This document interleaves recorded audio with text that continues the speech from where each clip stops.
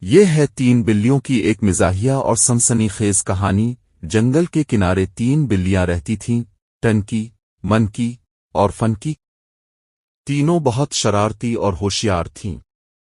ایک دن انہیں خبر ملی کہ جنگل کے پرانے محل میں ایک جادوئی مچھلی ہے جو جس کے ہاتھ آئے اسے ہر خواہش پوری کر سکتی ہے۔ چلو اسے ڈھونڈتے ہیں، ٹنکی نے جوش سے کہا۔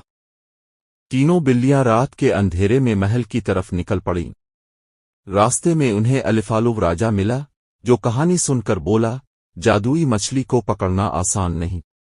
بلیوں نے ہمت نہ ہاری اور محل کے اندر گھس گئیں۔ اچانک زمین ہلی اور ایک جال ان پر گر گیا۔ یہ تو شکاری کا جال تھا۔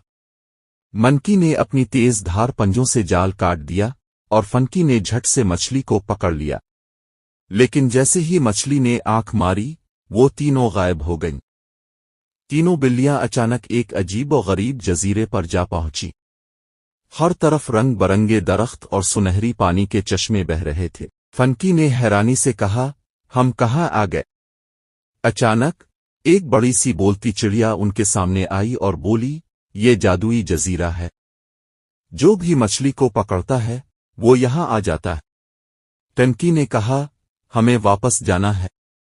چڑیا بولی، واپسی کا راستہ تبھی ملے گا جب تم یہاں کے بادشاہ کا گمشدہ تاج ڈھونڈ کر لاؤ۔ اب بلیوں کے لیے نیا مشن شروع ہو گیا۔ وہ تینوں جنگل میں دوڑتی گئیں، پہاڑوں پر چڑھیں اور دریا کے پار پہنچی۔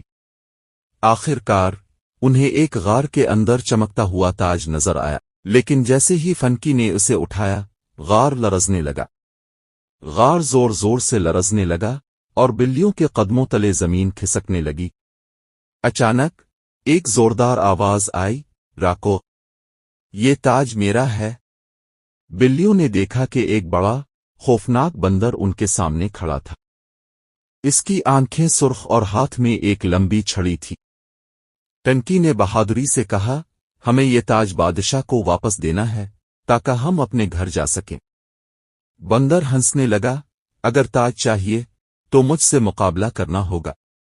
اب بلیوں کی چالاکی کا امتحان تھا۔ منکی نے جلدی سے بندر کی توجہ ہٹائی، فنکی نے اس کی چھڑی چھینی اور ٹنکی نے تاج اٹھا لیا۔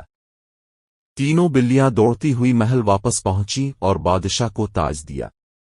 بادشاہ خوش ہو کر بولا، وعدے کے مطابق میں تمہیں واپس بھیج دوں گا۔ اچانک روشنی چمکی اور اگلے ہی لمحے بلیاں اپنے جنگل میں تھیں۔ یہ تھی تین شرارتی بلیوں کی ایک اور حیرت انگیز مہم جوئی۔